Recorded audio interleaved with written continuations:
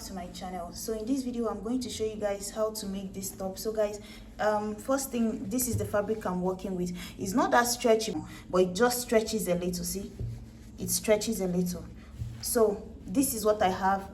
So first thing I did is just to get the fabric, cut it out. The width I have here, you see, it's very long, right? It's very long because I'm using it to cut both the front and the back. The width I used here is just my hip divided by 4 plus 1. Now I'm going to fold it into 2 because one piece of this folded into 2 is my front panel, one piece like this is my back panel. So now I'm going to place it on top of each other like this. It's just to start inserting my measurement. So guys, like I said, this doesn't have a zip, so it doesn't matter that the front and the back, they are the same width, right? So now, because normally we would have had the zipper allowance. So now the next thing I'm going to do is to go up to the shoulder. So guys, my shoulder divided by 2, come down 1 inch of shoulder slope, and then I'm going to from here I'm going to insert my bust divided by 6 plus 1.5. so that's going to be my chest line, which is going to land me at 9. After that, the next thing I'm going to do is just to mark my armhole, right? So I'm going to connect it all the way to the top here. After that, the next thing I'm going to do is to mark my shoulder to my waist. And then after that, I'm going to mark my shoulder to my hip. So guys, then after that, it depends on you what extra you want added to it. So the length I have here is 29.5. right? So it depends on you. You got longer part of it. That's the part you're going to use to measure the length you want the top to be. The pointiest part of it. So you're going to measure from your shoulder to that pointiest part. The length you want that part to be is the length of the whole top. So for me, that should be somewhere at 28 when I'm done. So 28 inches, that is exactly.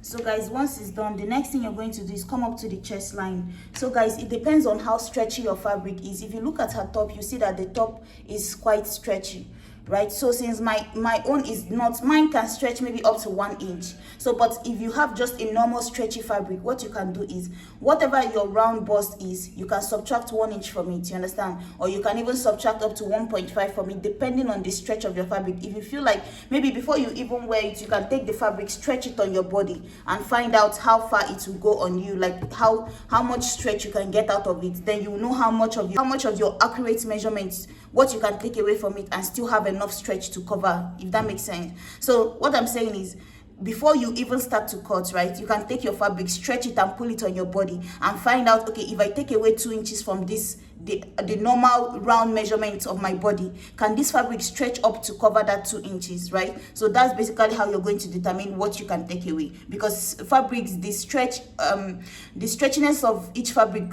might differ, because I don't know the particular fabric you're working with. Like this, my own now, it has some stretch, but it's not the kind of stretch that you will get like with maybe a jersey, lycra, or just depends on the fabric, right? So now, so for me, I know what this fabric can stretch up to. Like it can cover me like for maybe 1 inch or so. So my bust measurement divided by 4 would have given me about 10.5, right? That will be somewhere here.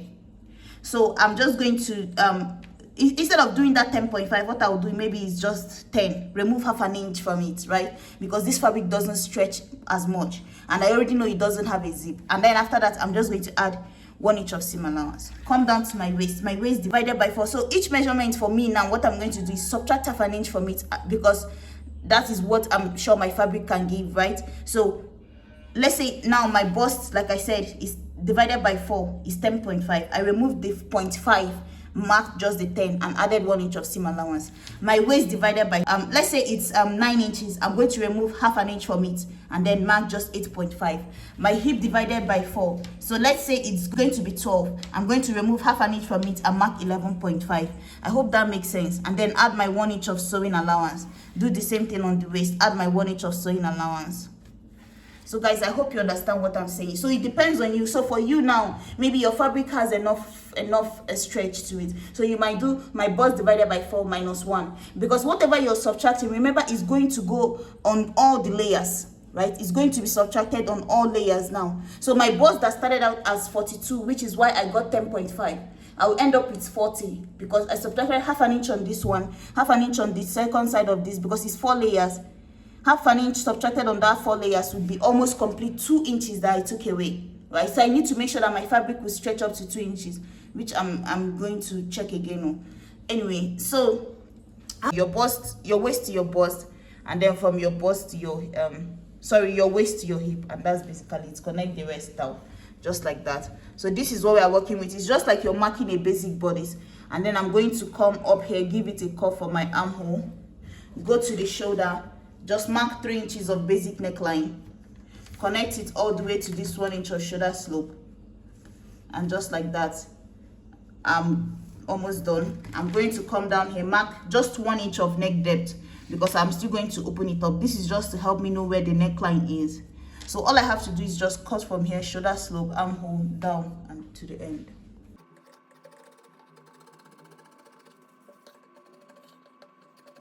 So guys, you see I've cut it out. So now the next thing I'm going to do is just to open this up now, and then I'm going to reduce one side.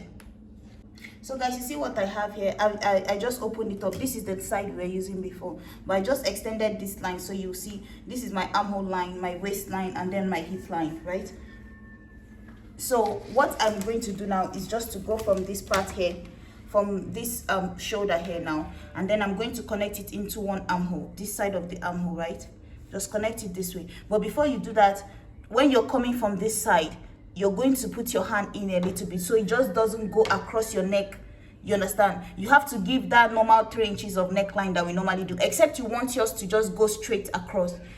But I don't like the feeling of this when the cloth is just too tight on your neck. You understand me? So that's why sometimes when I'm coming down from marking this, I like to just give it a little curve going in this way. So this is not right on my neck, just overlapping like this, like this.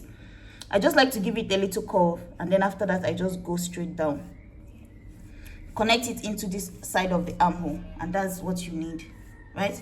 So once this is done, this one shoulder is gone, right? So now the next thing we need to do is to calculate what you need on this other side, because it's the same side that doesn't have a shoulder that will also have the ruching. So what we are going to do is on this particular side now, after my waist, right, I need to also put into consideration my seam allowances here. I need 1 inch to fold it, and then I also need about maybe 2 inches extra added to the ruching. So what I'm going to do is, for my waist, I'm going to do maybe 5.5 inches after that. That is okay for me, because I need, it depends on you the length, because it depends on you what length you want, where you want this top to stop after you've ruched it from where your waistline is. So it might be 2 inches after your waist is where you want the ruching to, like your normal top with the ruching and everything, you want it to just stop on your body 2 inches after where your waist is. That is okay. And then you have to put into consideration 1 inch of your seam allowance, right? That seam allowance of folding the end of this cloth when you're done. Because if I cut this now, if I blend this from this point to this point now, and then I take away from this same 2 inches folding allowance of the end, which, you know, the folding allowance on this side already came with the end of this cloth.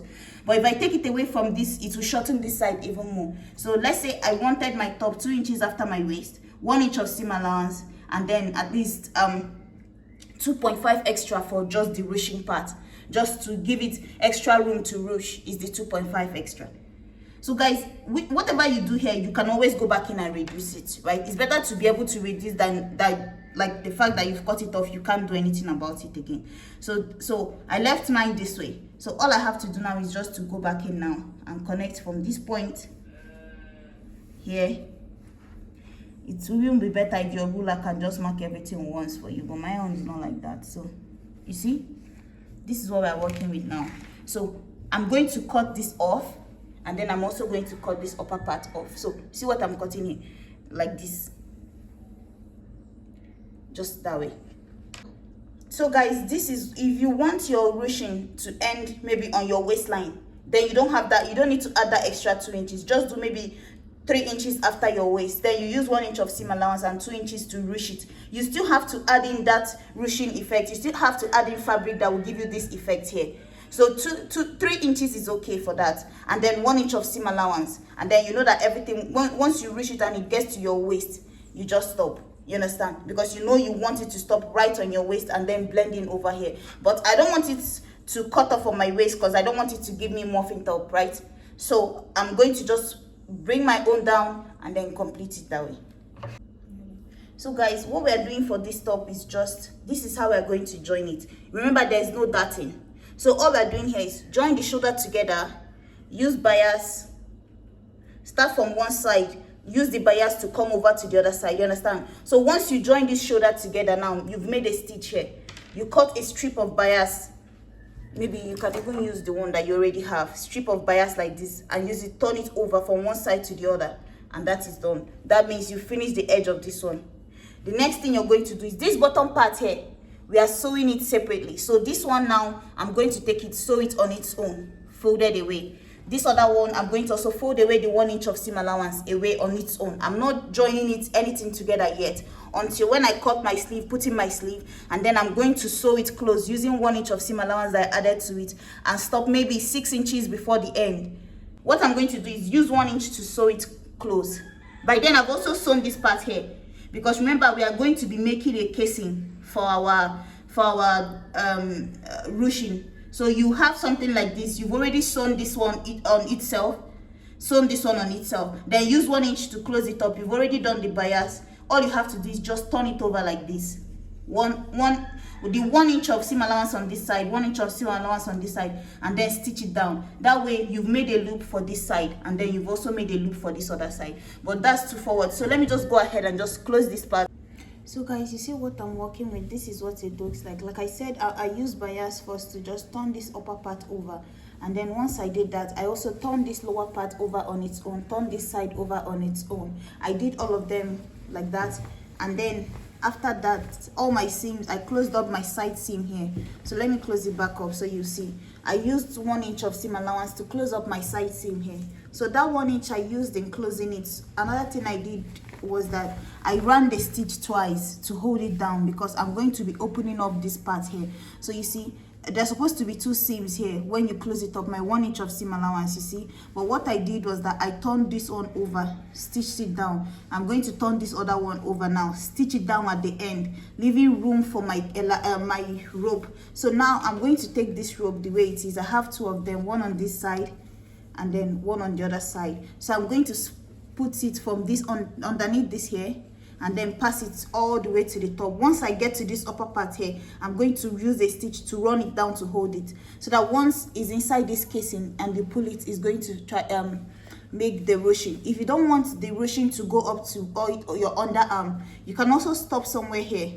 So once you're passing the rope and you get to where you would want it to stop, you want it to stop maybe a little bit below your underarm, you can also stop there. And then you know that all these parts will be straight. Only part that will have some ruching to it is under here. But I think I'm going to be taking my own right all the way to the underarm, because it doesn't matter. Even when I ruch it and I feel like I don't want this ruching to get to this part, I just have to pull it down a little bit and just make the ruching more at the bottom part. So just because it got to this point, the rope is up to here, it doesn't make much difference. So now after that, the next thing is going to be, so this side is done now. All the explanation needed for this side is done, guys. That's why I said you have to do the bias, the folding. You have to fold the end of this cloth separately on its own, fold the end of this cloth separately on its own, then join the 2 seams together, so that when you get to this end now, you can use this side to turn over, and you can't turn it over until you've already hemmed the end of the cloth. You see how this side is. I've already hemmed the end, so I turned this one over and stitched it down, just like how I'm going to do on this one. I finished this one, so now this one I just have to put it down again like this and stitch it. So guys, this is what I'm going to use for the sleeve. So what you can do is just fold your fabric the way you want it to be, and then the next thing you're going to do is to go ahead and place your sleeve. So this is your sleeve that you've already drafted, because remember what we're trying to cut here is a funnel sleeve. So once you do that, put in your sleeve. This is just a miniature sleeve that I drew. So guys, you're going to make sure that you have your sleeve measured out, everything, your normal sleeve. What you do, guys, basically draft a basic sleeve, right? Your basic sleeve, what it will be with your armhole and everything. At the bottom part here, add maybe 13 or 12 inches. From that point, connect it to this point of your armhole and then cut out the rest of it, right? So guys, I want this, my own sleeve, to have a little bit of tail added to it. So what I'm going to do is, you see what I did initially here is that I marked my armhole divided by 2 here. If you don't have this thing here, if you don't have your paper drafted, you want to do yours directly. So what I did was that I folded my fabric into 2. It's just one sleeve we're using. I came down 4 inches marked it here, insert my armhole divided by 2, marked it here, and then from this point to this point I made a straight line, drew in my normal basic armhole here. So once that is done, this is my line here, this is where my armhole would normally stop, right? This is my 4 inches of shoulder cap height, somewhere here. My cap height is this. Give it a curve here, give it a curve here. So now at the bottom, normally my sleeve is supposed to end somewhere at 24 plus 1 inch of seam allowance is 25, but what I did is I ended it at 28 because I wanted it to have, you know, that kind of sleeve is also a funnel sleeve, but it has a tail, almost like a tail added to it. So mine is not going to be that visible because it's just extra 3 inches so added to it. So what I'm going to do is I'm going to come up on this side now. My sleeve should end at 24, but I added 1 inch of seam allowance at 25. So after that 25, I'm going to mark it here and then connect it in a straight line to this point. Straight, no tail added to it. All you have to do is mark your sleeve and then end it in a straight line like this, connected like this, right? Everything will remain the same. But I want that tail added to mine just a little bit. So I'm just going to connect it like this. So my sleeve is going to be cut off here. And then I'm also going to connect from this part of my armhole now all the way to the end of this sleeve. So from here, from this point here, I'm going to roll it all the way to this end. So guys, you see what I cut out here? I cut out from this point all the way down, and then I cut out this angle. So if I take it out now, this is what I'm going to be left with, you see? So this point now, I'm going to take it this way, insert it inside here, put it into the armhole, and then close it up all the way, coming down to almost like 6 inches before the end is where I'm going to stop my seam, and then I'll bring it back and show you guys. So guys, you see I've gone ahead, added my sleeve, closed it up all the way down, but you see, like I said, you're going to leave some inches here. So now this one left, you're going to make sure that you double stitch this upper part twice before you stop, and then once you get to this end, what you're going to do is to fold this one to this side. You know how you hem the end of your clothes, right? So what you're going to do is you're going to open up this seam here, this one on this side, turn it over to this side, stitch it down, and then you're going to start from this part here, cross over to this other end, and then this other side now you're going to also turn it like this, fold it once, fold it twice. It's going to look something like this, and then you turn it to the end just like this. This is how you're going to close it up. So you're going to start from one side, get to this point, cross over to this other side with your seam and end it. And when you're getting to this end, you're going to try to avoid this part being pointy, so you might want to tuck it in first before you go ahead and seam one, fold it one, and then two. You understand? That way you will not have that pointy part, because if I go ahead and just close this like this, one seam and then second seam, is going to look something like this at the end here, which will not be nice. So guys, this is what the top looks like. You see, like I said, I wanted this design. If you don't want it, just cut yours straight across, it doesn't matter. So this is the side of the ruching. Like I said again, if you don't want the ruching out to your armhole, you can cut it off somewhere here. Just make a stitch down here and it will not drag all the way to the top. This is the side. Like I said, you see what I did here? Turn over this side, cross over to this side. You will see my seam crossing over from this point here and going over to this other side. Just like how you end the side of your cloth, that's how you end it. And if you look at this part, you see that I tucked in that pointy part inside here, and that's basically it. So thank you guys so much for watching, and I'll see you in my next video. Guys, please like, share, and subscribe. Bye.